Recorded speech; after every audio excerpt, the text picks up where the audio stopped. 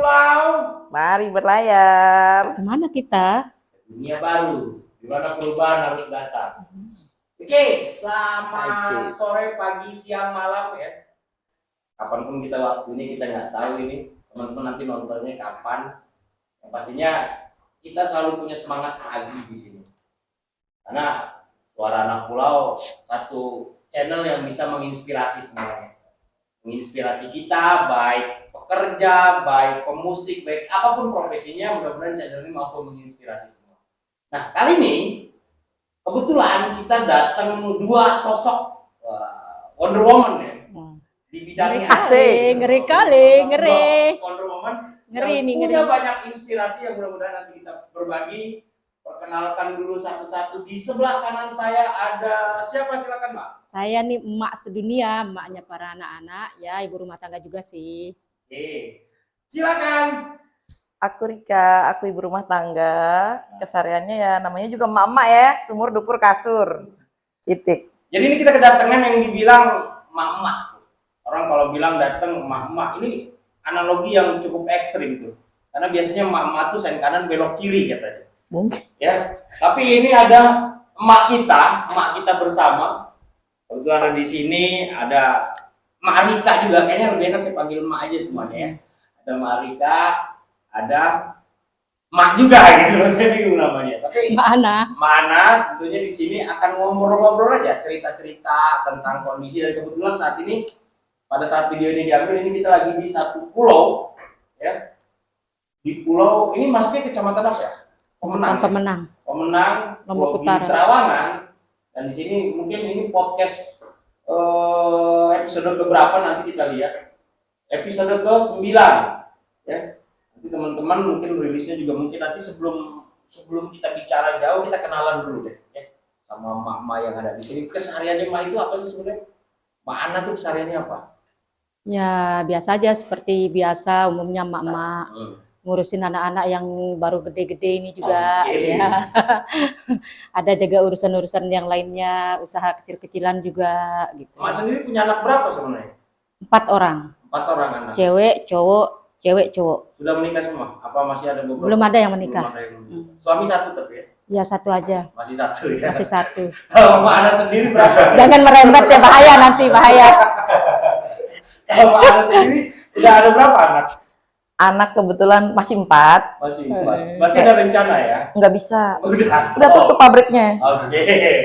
Jadi 4. Iya. Tentunya kan gini, Gili ini selaku saya pribadi ya, mungkin selaku pendatang di mana saya nggak tahu betul sejarah jadi Gili ini seperti apa, kronologinya bagaimana, aktivitinya seperti apa. Kan itu jadi hal yang menarik. Menurut pandangan saya, orang yang di luar sana melihat Gili itu satu tempat di mana hanya isinya hiburan, party, happy segala macam. Tapi setelah saya datang ke sini, saya pelajari ternyata banyak hal-hal yang positif yang saya lihat. Menurut Mas sendiri, pandangan tentang hal seperti itu bagaimana tuh? Pandangan orang luar tentang orang yang ada hidup di sini sendiri. Kalau orang luar biasanya memandang seperti ini. Orang-orang yang datang ke Gili itu biasanya cenderung nggak usah datang ke Gili, di situ banyak dosa. Oke. Terus di situ banyak sekali kejahatan, kayak sesuatu hal yang berbau dosa itu. Padahal sebenarnya itu terjadi yang dilakukan oleh pendatang semua. Aslinya malah enggak pernah lakukan apa-apa. Iya. Paling ada yang suka melaut, ya melaut. Yang punya usahanya dikelola orang lain. Artinya sebenarnya di pulau juga sama aja aktivitasnya. Cuman di sini kan karena banyaknya bule mungkin, orang-orang luar mengira bahwa hidup kita itu bebas, seks bebas, apa segala macam. Jadi orang-orang yang datang itu akan mengikuti bagaimana orang-orang bule itu cara berkembang, nggak ada aturan, bebas gitu. Padahal sebenarnya yang melakukan itu adalah pendatang, bukan orang kita di sini. Padahal. Tapi bukan berarti orang pulau juga tidak bebas dari itu. Bukan mungkin 1, 2, 3 adalah biasalah ya makhluk hidup. Kayak gitulah keadaannya. Kayak itu keadaan. Kalau menurut Malika sendiri gimana tuh menyikapi, menginformasikan bahwa yang terjadi itu tidak seperti itu? Kira-kira kalau misalnya ketemu atau menginformasikan dengan cara seperti apa sih biar orang-orang tahu bahwa di sini tidak sama dengan apa yang dibayangkan? Gili Terawangan itu strict. Strictnya untuk kita pribumi lokal terutama ya, apalagi kita warga. Kalau untuk pendatang ya mungkin Gili Terawangan tuh tempat yang ingin didatangi. destinasi yang ingin didatangi sebagai hiburan, Oke. liburan, Ya. hiburan, Liburan. udah. Oh. Tapi sebagian juga ada yang mengira bahwa di Gili Trawangan itu tempat yang sangat komersil. Ya. Semuanya ada nilai. Ya, kalau saya menyikapi hal itu sih slow lah ya, masing-masing individu kan punya persepsi Oke. masing-masing. Tinggal gimana kita menyikapi apa yang orang katakan. Iya. Dan itu tidak berpengaruh juga. Nggak ada pengaruhnya. Orang mau berkata negatif ya silahkan. Tapi sejauh ini saya tinggal di sini 10 tahun. Oke-oke aja Gili Trawangan. Fun-fun aja. Fun, makanya aku mau betah hidup di sini, cuy. Iya. Apalagi sudah betah di sini dengan situasi yang mungkin agak sedikit. Kalau saya pribadi melihatnya, Mak, di luar sana dengan di sini justru modernisasi itu di sini. Banget. Ya. Iya. Yang namanya kesetaraan, human right itu saya bilang di sini kesetaraan enak. Komunikasi, pandangan tentang orang luar tuh nggak terlalu ekstrim betul ngelihatnya dan semua welcome gitu. Iya. Itu bedanya gitu. Nah, kemarin saya lihat beberapa artikel tuh di media sosial, media online muncul tuh bahwa Gili Trawangan ini akan ada yang namanya pemekaran. Ya. Pemekaran, pembagian kecamatan atau kadus atau apa saya nggak begitu paham. Itu bagaimana tuh pendapatnya, Mak? Kalau ada yang namanya pemekaran atau apa gitu? Ya, pemekaran itu memang sudah terjadi dan sekarang sudah mulai Memang sudah terjadi, sudah disahkan. Oke. Ya, karena sudah mulai pemekaran kadusnya kan, Iya. sudah mulai tunjuk menunjuk gitu. Oh, penentuan lah ya. Penentuannya. Oh. Ya, semoga dengan adanya pemekaran ini Gili lebih tertata lagi, lebih bagus. Oh, berarti lagi. selama ini berantakan, Mak? Ya, berantakan lah karena mungkin satu kadus ngurusnya banyak sekali kan. Oh, jadi mungkin beban. harusnya lebih bagus lagi dengan adanya pemekaran ini. Berarti artinya sepakat ya. Sepakat, Marika ya. juga sama ya, sepakat kalau yang namanya pemekaran. 100%. Oke. Terus harapannya gimana sih selain hanya sekedar seperti itu gitu ke Apa depan harapannya? harapan Marika sendiri apa itu? Pengennya kalau ada pemekaran nih otomatis kan ada feedback ke masyarakat ya. Kayak gitu. Pandangannya gimana tuh? Jelas positif ya. Artinya semua sistem administrasi kita nggak ke Gili Air lagi nih, Bos. Oh, Capek gitu. naik turun. Selama ini kan everything di Gili Air. ke Gili Air Leges terus. Gili Air, baru bawa kecamatan, baru ke Menong-Menong. Sekarang kan Berarti kalau nolongin orang lahiran anaknya masuk SMA baru dia kelar tuh urusan. ya enggak. Contoh kita mau minta surat apa yang dimintai harus mengetahui dari desa nih. Oke. Kalau kita menunggu Pak Kadus yang udah kan kalau dia setiap hari ke sana, nggak mungkin juga dong kita nge-push dia untuk hal kita yang kita paksa untuk Iya. dia kerjain kan nggak mungkin. Jadi pasti kita tuh harus naik hopping. Oke. Dan naik hopping itu kan satu hari kan 2 kali ya, pagi sama sore. Kalau kita sempatnya pagi, kalau tiba-tiba sempatnya siang. Waktunya hanya itu. Iya, nggak mau bisa tiap hari. Ya mau nggak mau Tiap kan hari kita harus ada. nyarter butuh kan. Oke. Jadi ya alhamdulillah kalau memang desa ini mau mekar, dusun ini mau menjadi desa, jadi kepengurusan administrasi artinya ada di Gili Trawangan. Jadi akan ada 2 dusun di Gili Trawangan, desanya desa Gili Trawangan, dusunnya dusun sebelah. Ini kita nih RT 7 sama RT 6 sama Jadi dusun 3. sama dusun Prinu ya. Dusun sebelah, dusun persiapan sebelah di sini, dusun persiapan Gili Trawangan tengah, dusun persiapan Perinu paling tepat Oh surfing. ya, alhamdulillah kalau Jadi gitu. 3. Jadi 3 dusun. Dan Semoga- katanya yang di sini nih pecah jadi 5 RT-nya kayaknya ya. Harapannya sih Jadi semoga lebih baik lagi, lebih banyak memberi manfaat lagi untuk semua orang yang datang ke sini. Manfaat kebaikan, manfaat hiburan. Jadi dan juga warga nih. Semoga lebih makmur lagi, lebih sejahtera lagi. Harusnya seperti itu. Ya, peluang-peluang bisnis tuh lebih banyak lagi untuk warga. Itu aja sih. Terus menurut selama ini so far ya kayaknya hanya 20% warga tuh yang menurut aku ya makmur. Oke. Kita masih punya utang nih berarti belum makmur, Bos. Kesetaraannya kayak gitu ya. Terus menurut Mama sendiri nih perannya Mama di Gili itu sebenarnya harusnya seperti apa sih? Payung. Iya, harusnya Mama nih perannya harus bagaimana sih sebenarnya, atau peran untuk ngebangun Gili atau ngebuat Gili pengen seperti apa tuh perannya apa sih sebenarnya? Apa emang dibutuhkan atau tidak sih gitu emak-emak ini sebenarnya? Sebenarnya banyak sekali mak-mak di sini yang berkualitas kayaknya. Cuman nggak tahu kenapa pada diem aja membisu, ngomong di belakang ribut ini itu. Nggak mau bersuara. Nggak mau bersuara, nanti Oke. nyampain, mak tolong sampaikan ini ya. Nah kita kan yang dia sampaikan, yang ingin dia sampaikan itu kan belum tentu sama seperti yang Iya. pola pikir kita gitu. Justru kadang lebih mama tuh nggak peka lah, yang penting saya dapur, sumur, kasur iya, katanya gitu. Nah kalau ada masalah baru ribut nih, harusnya ini sih, Iya. harusnya begini sih. Nah itu yang kurang baik kalau menurut saya. Mungkin setelah ada pemekaran ini, alangkah bagusnya emak-emak ini untuk lebih pintar lah gitu. Karena kan kita sudah mulai kalau saya lihat di Gili ini kan dengan begitu banyaknya bisnis nih, 75% kan emak-emak yang maju. Iya. Karena para laki-laki banyak yang melaut, mereka punya bisnis, tapi banyak yang di utara ini, yang di utara. Justru yang di sini aktivitas itu dominasinya malah mama daripada suaminya. Iya, lebih Yang pribumi ya? Iya, Iya, yang pribuminya. Artinya lebih mendominasi gitu ya. iya, lebih garang dia cari untuk maksudnya peluang-peluang itu mungkin Iya, dari iya, jual iya. nasi, buat bikin kue atau apa segala macam kan 75% emak-emak gitu. Rata-rata emak-emak Iya. ya. Iya, Kecuali iya. kalau orang yang di luar pulau, mungkin suaminya yang bekerja di sini. Di luar pulau pun banyak ibu-ibu yang kerja. Iya, Bahkan iya. setelah menikah mereka datang kerja, suaminya kerja di mana, dia kerja, tapi masih satu pulau. Ya, cuman bedanya di sini karena aktivitasnya lebih banyak perempuan, tempat wisata kan misalnya begitu juga lah ya, karena yang mendominasi perempuan. Artinya perannya berarti sangat penting sekali. Sangat penting. Dan bahkan memang kalau ya saya bilang tadi ya, perannya emak-emak ini kan nggak bisa dipungkiri lagi ya. Kekuatan, makanya ada istilah the power of emak-emak katanya.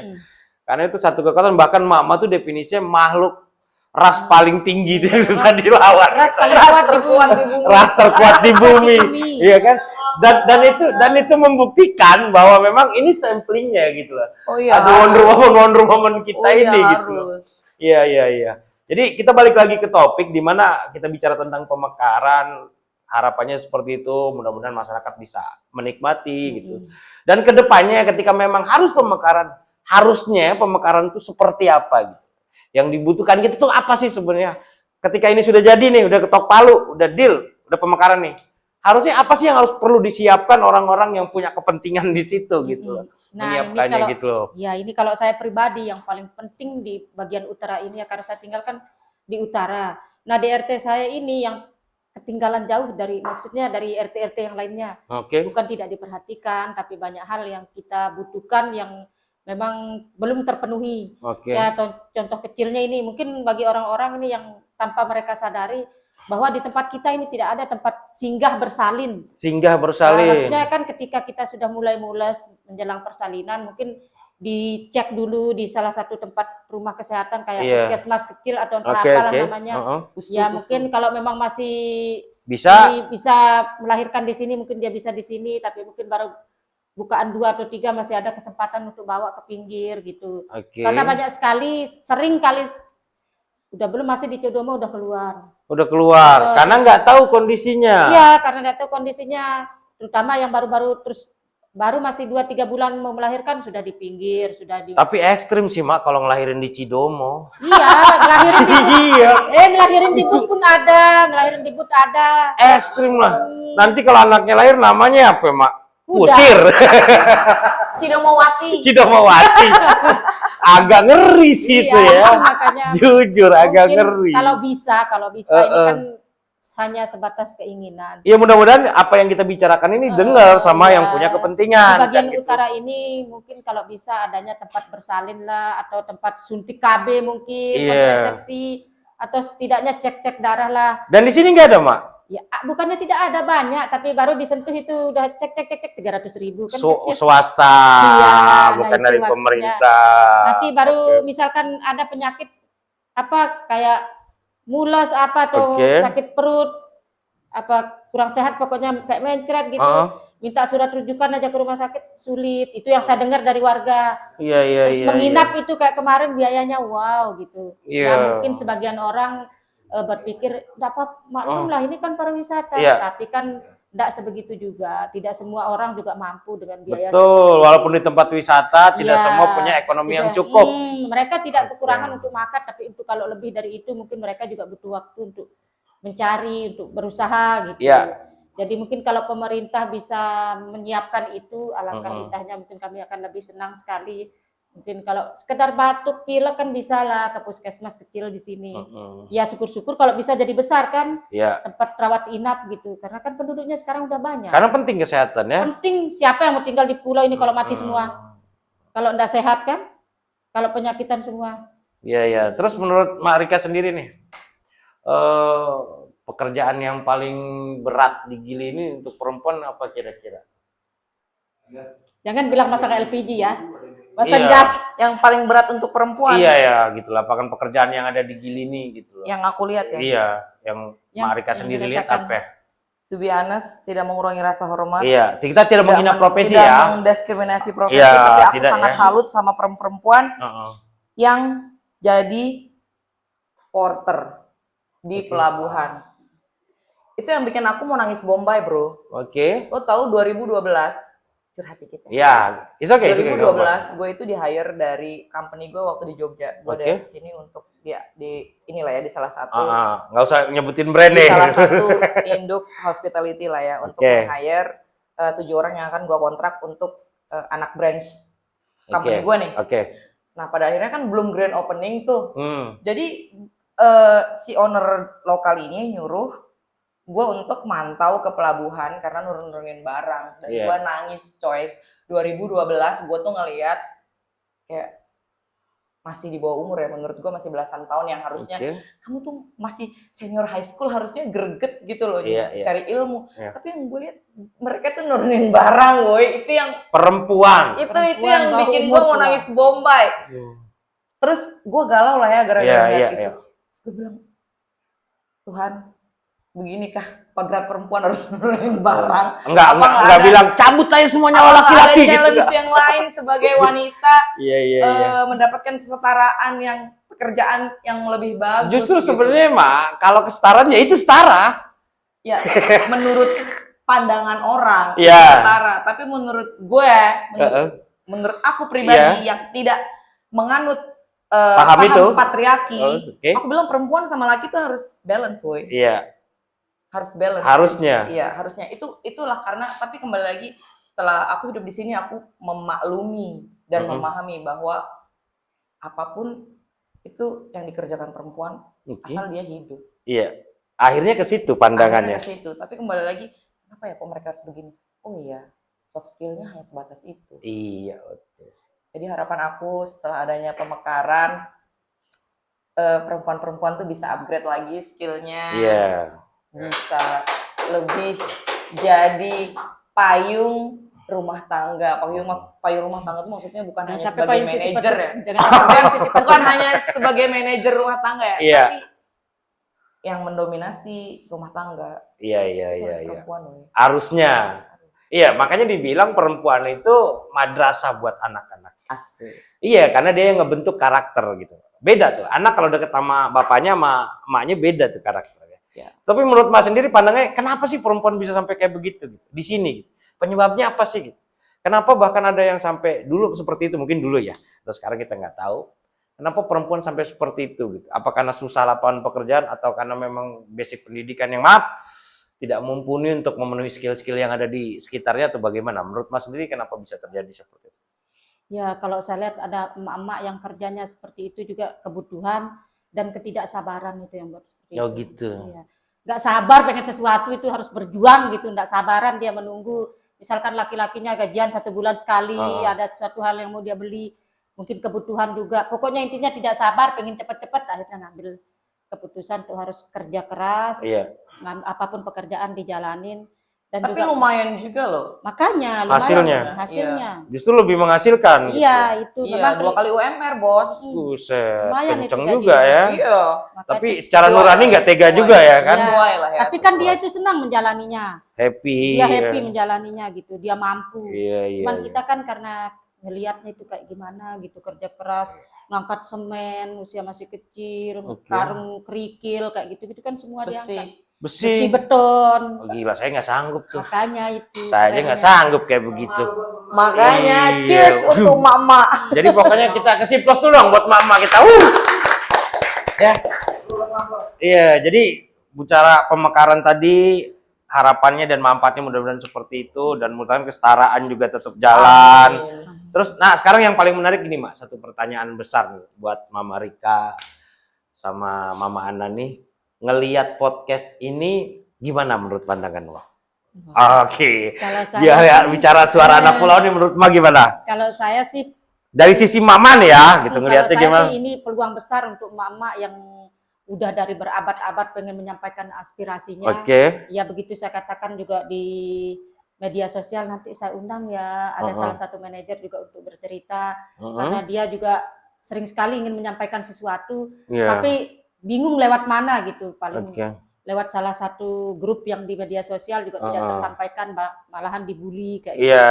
Mungkin nanti lewat podcast ini siapa saja yang ingin menyampaikan sesuatu keluh kesahnya atau apa ya, cerita-cerita. Iya, harapan dia atau apapun ya. Apapun itu tentang pekerjaan kah, tentang pulau ini. Kan kita butuh juga orang luar untuk menilai gitu. Iya. Kita tidak bisa Kita cari pandangannya iya, tentang pulau. minta pendapat dari Oke. mereka. Saya pikir ini peluang yang sangat besar, dan ini juga saya sendiri sudah menunggu sangat lama. Kita juga senang Borika ya dengan adanya podcast ini Alhamdulillah. gitu.